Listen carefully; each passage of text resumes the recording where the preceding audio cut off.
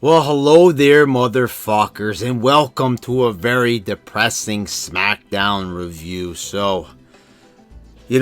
This show right here, it just shows that Mania season doesn't mean anything anymore. And guys, let's just get right into it. So, The Miz starts off with cutting a promo. And, first of all, I'm thinking to myself, okay, The Miz is doing a good job. He's cutting a promo. But then I'm like, what is he even saying here? He's cutting a promo to Shane McMahon. Shane's not even there. And this is the funny thing. You're going to notice a theme on this show tonight. Shane cut a promo on The Miz last week. Okay? And The Miz wasn't there because he was so beat down he couldn't get to the show, I guess. Okay, fine. He comes back this week, not a scratch on him. And if he did have a scratch on him, it wouldn't even make any sense because he didn't get beat down. He was in a triangle choke.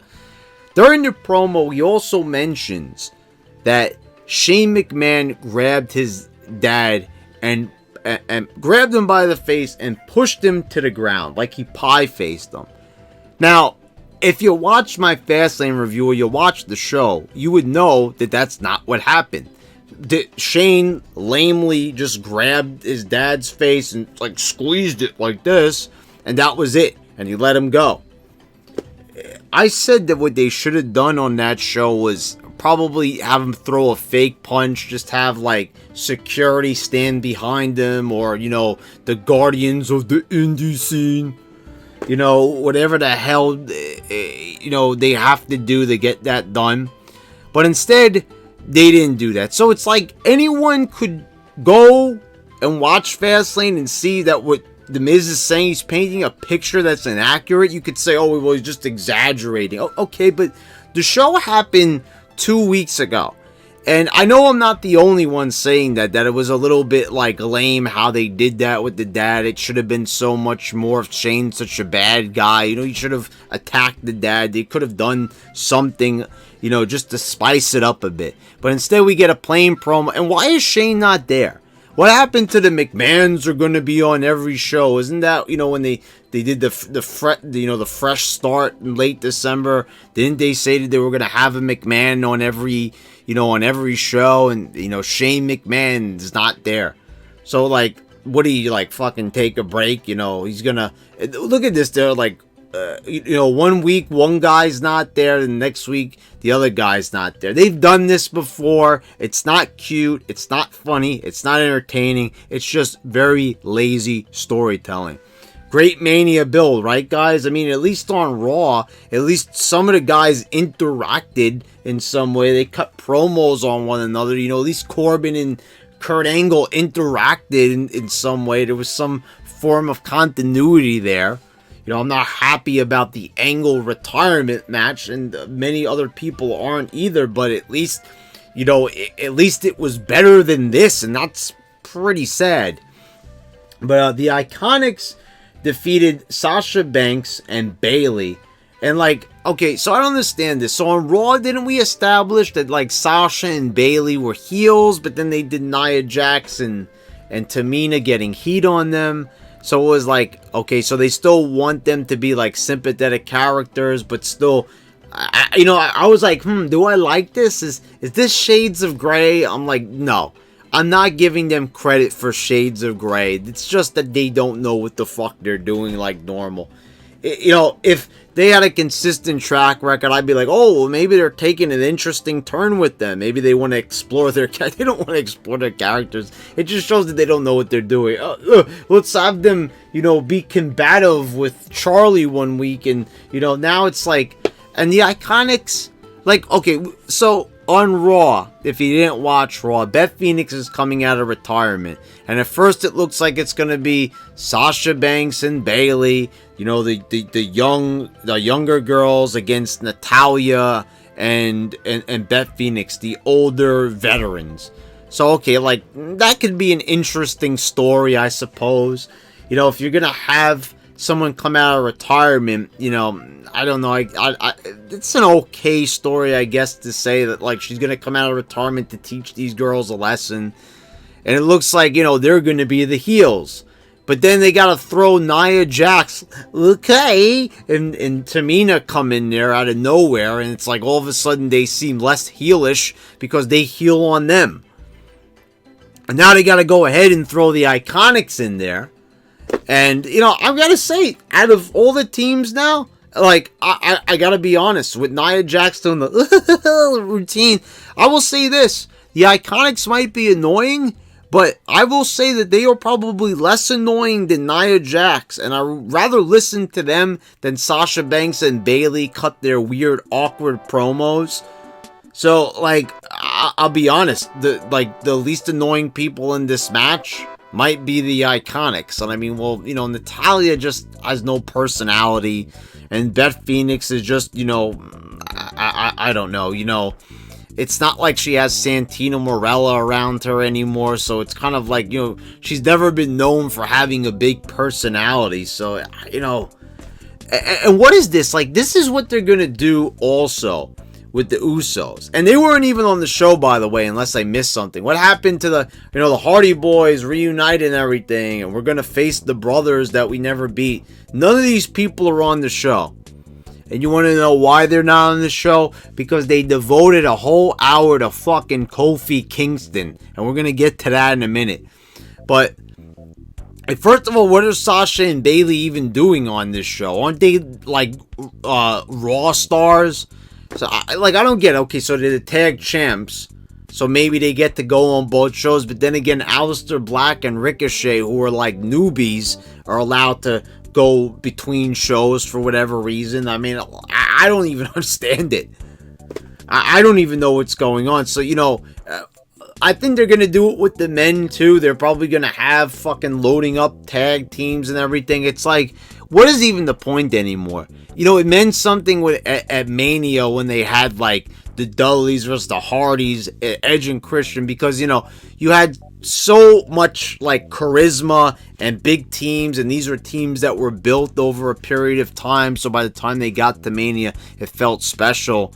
You know, it's like you couldn't just pick, you know, two teams to go against one another because they were all over at the same time.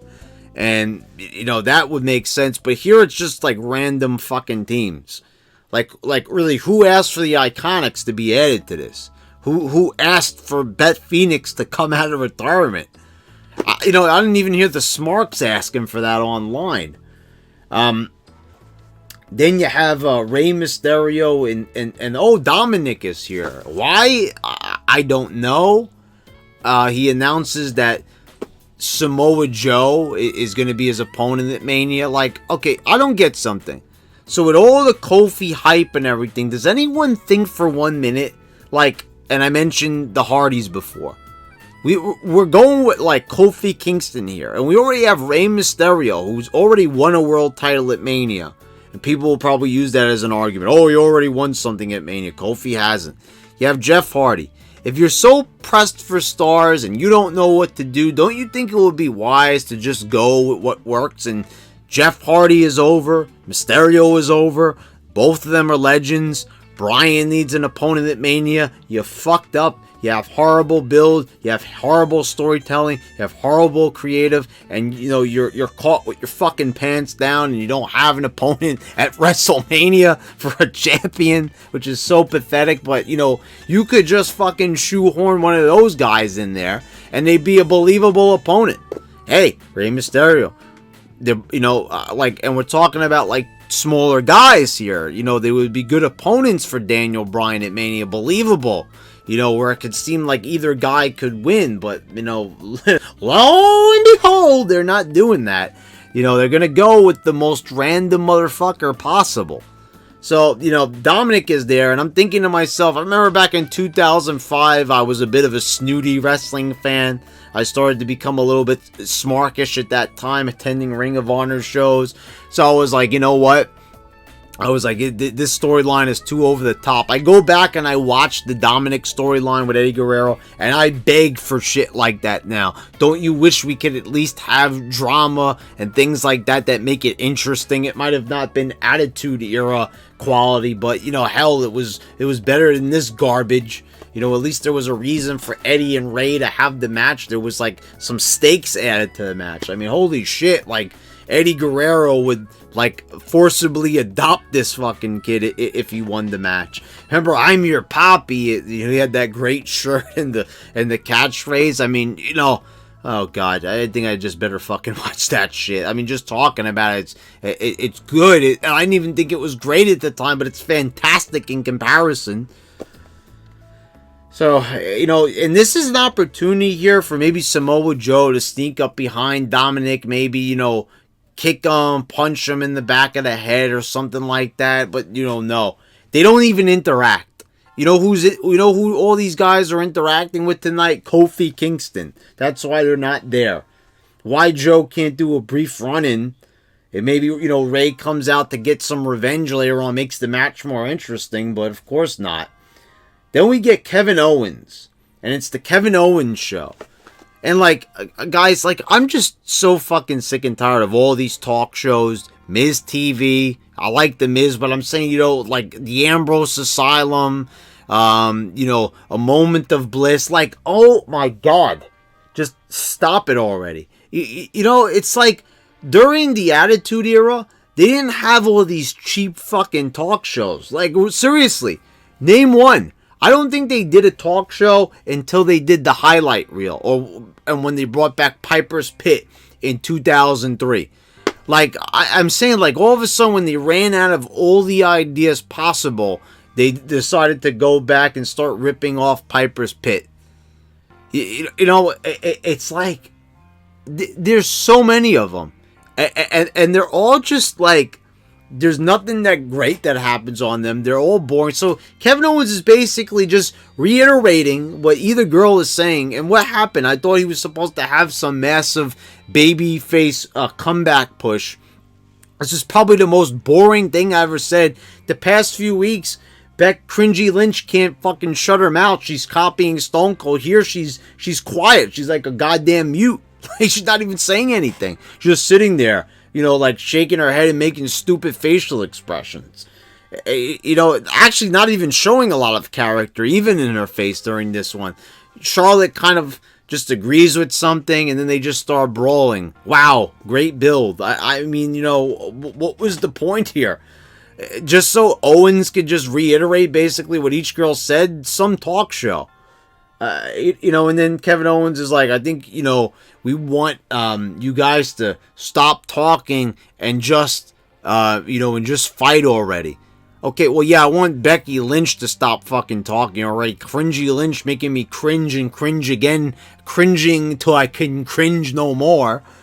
But I don't want to see them wrestle either. I'm fucking sick and tired of seeing that. And, you know, where's Ronda Rousey also to make things more interesting? Since everyone is, like, fucking coming on this show, you know, Raw stars are coming in, you know, and Ronda, she's, you know, she's so, like, unchanged. She needs security with her at all times to watch her.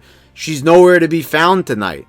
You know what I'm saying? You can't use the argument at SmackDown because what the hell is Becky Lynch doing on the show? What is Sasha and Bayley doing on the show?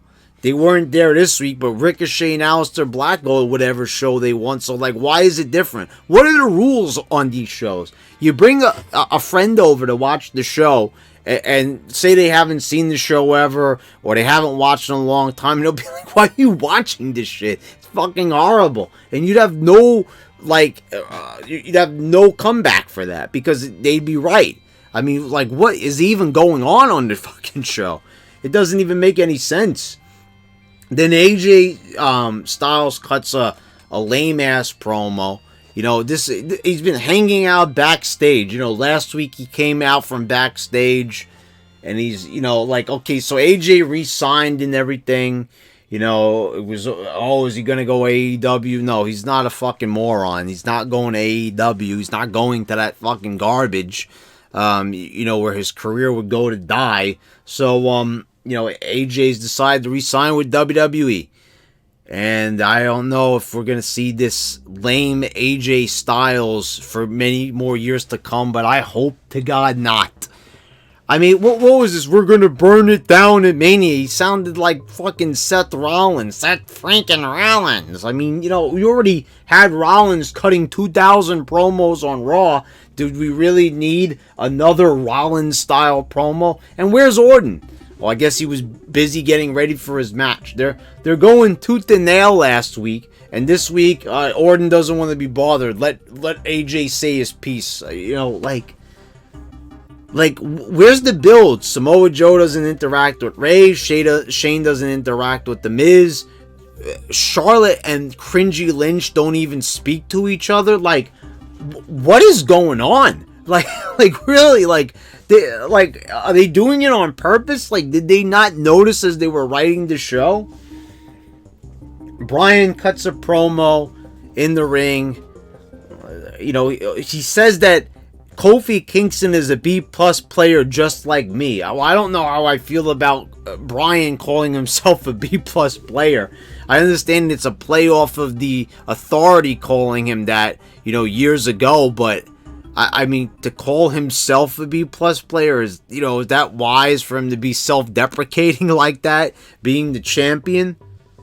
So then we have the gauntlet match. So, for those who didn't know or didn't watch the show, the deal was last week, Kofi Kingston could qualify for his Mania match against Bryan because, all he's got to do is he's got to win the gauntlet match. So he's got to beat 5 guys. If he beats the 5 guys, he'll go on to face Bryan at Mania. And this is such phony baloney bullshit.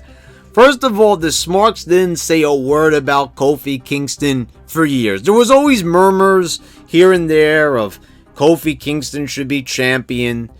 I mean, can you honestly imagine Kofi Kingston as a champion?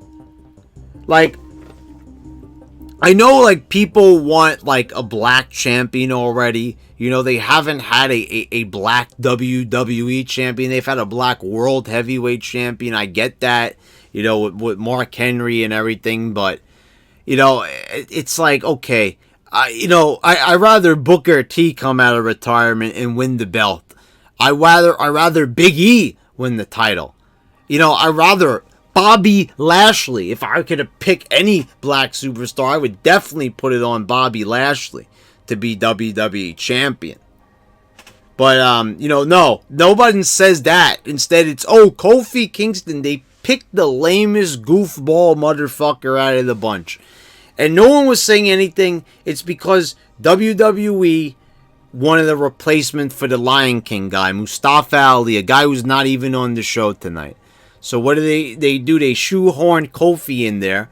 They don't even pick a more popular member of New Day. Undoubtedly, before Kofi Mania started up, Xavier Woods and Big E were far more popular than Kofi Kingston. But because WWE picked Kofi, all of a sudden everyone's like, I don't get this. Wouldn't you want Bryan to remain champion since he's doing a good job with his character? Instead, we think Kofi deserves it. So we're going to get a lame-ass Kofi Kingston title run. All because the goofball Smarks. And the funny thing is, WWE listens to them. This is seriously what we're going to have as a main event. And I know people are thinking I'm crazy. Oh, he deserves it. He's been there for years. I'm pulling for... Fuck that shit. Honestly, do you understand that's going to be a marquee match? And I know it's not going to be in the main event, but it's still going to be a WWE championship. Same championship that Stone Cold, The Rock, and all the other greats, Macho Man, Hulk Hogan, Bruno Sammartino won. That's going to be the same belt that Kofi Kingston might wear at Mania.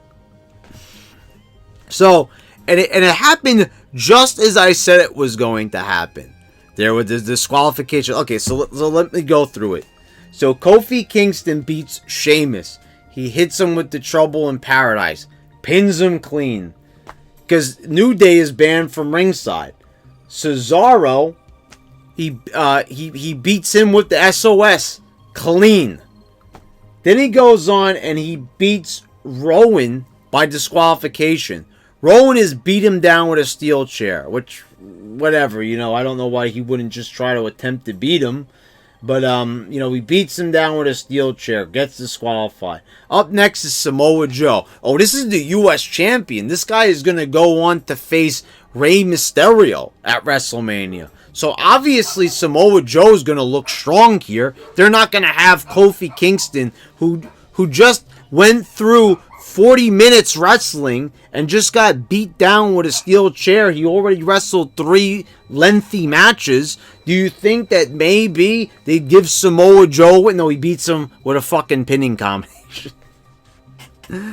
I mean, they sacrificed Samoa Joe, who I will even admit is more believable than Kofi Kingston, who I would even like to see more than Kofi Kingston against Daniel Bryan at WrestleMania. As much as he is a fat-ass motherfucker, I would still 10-1 take Samoa Fatboy Joe over Goofball Kofi Kingston. Without a fucking doubt. I wouldn't even have to think twice about that one. But they beat him. And that's not it. That's not it. There's more. But wait, there's more. They're not done there yet because he's got one more opponent. It's Randy Orton. Well, Randy Orton is a 13-time world champion. He's a third-generation superstar. Now he's gotten, he had 4 matches. At this point, they said he'd been in the ring for 55 minutes. I watched this show in clips, thank God. God bless anyone who sat there for fucking an hour watching Kofi Kingston. But for God's sakes, it's Randy Orton. Randy Orton's got a match against AJ Styles. Okay, so you know what? So this is going to be it. Kofi Kingston's not going to beat Randy Orton. He just got beat down with a chair. Had a match with Samoa Joe. Almost got choked out by Samoa Joe. Wrestled 4 guys. Wrestled multiple... guys that were like 6'6", 6'7". Eric Rowan, who's like 6'10", 6'11", got beat down with a chair. Samoa Joe couldn't beat him, but surely Randy... No, he beats him with a small package. I mean, are you serious? Did they really have, after all that shit, have Kofi Kingston pin Randy Orton of all people? And I said it was going to happen, but it's just amazing that they have Kofi get beat down this much, and somehow he should be exhausted. Okay, nice sell job there. I know he's selling it like he's exhausted after the match, but how about during the match? How could somebody guys? I get it, it's fake, and I'll be the first, but this just made this shit look fake as shit. Honestly, this anyone watching after years of absence, this is a major fucking turnoff. I mean, this just looks so bad. And it was designed to make Kofi look so good, but it looks so fucking phony. Having Kofi Kingston, this tiny guy, beating all these monsters. And then at the end, they have Daniel Bryan come along, and he pins him, and ruins Kofi's chances. What is their deal? Okay, so you already had Kofi beat all those guys, then have Bryan come out there and beat him. Okay, we all know that Kofi is going to end up qualifying somehow. I don't know if he's going to win another match, or, McMahon will change his mind. I don't know if maybe they are, unsure, oh shit, we put Kofi in the main event. Do we really want to do that? Maybe we should do something to buy us some time to think about it. I don't know. I mean, this Mania season, they really don't know what the fuck they want to do, obviously. Everything is, last minute. They made, it was going to be Rousey and Becky. And then it was Rousey, Charlotte, and Becky. And then it was, they changed so many fucking things. It wasn't even going to be Kofi Kingston. Kofi Kingston was just going to be a replacement for Mustafa Ali. That's it. He was going to be a replacement for the Lion King. That was it. And it was supposed to be a one-off. Goofballs cheer for him, and all of a sudden, the guy's a main event player. He's going to Mania. He had been wrestling in a tag team for over a year. All of a sudden, you know, like, he's not even a big threat in the Royal Rumble. And just out of fucking nowhere, you know, he's... I mean, he's Mania contender. And he's beating all these guys. Like, I mean, just... I understand what they're trying to do. That they want to try to make Kofi a star. So they're going to try to put him over as many people as possible. But at this point, it's so fucking ridiculous. And you know that even if they do have the guy go on and win the belt at Mania... that they're going to lose interest in him after like 2 months. And they're probably going to take the title off of him. Because that's what they do with everybody. Everyone's a flavor of the month, right? No one's bigger than the WWE. What a fucking joke. What a joke. This show was just horrendous. I mean, an entire hour of watching one guy wrestle. And it being a bunch of phony baloney bullshit. Him beating these 6 foot, you know, 6'6", you know, tall guys. I mean, it was completely ridiculous. And then, you know, and then they just have Bryan come out there and beat him anyway. It's like, okay, I understand they're trying to make it dramatic, building the odds against Kofi Kingston, but I'm getting sick of it. It was the same thing they were doing with Cringy Lynch. It's the same fucking storyline. Just told a little bit differently and being poorly told, no less. So guys, if you enjoyed the video, please subscribe, leave a comment down below, and click the bell so you get all the notifications when I post all my new videos. Guys, thank you for watching, and I'll see you next time. What a fucking horrendous road to wrestling.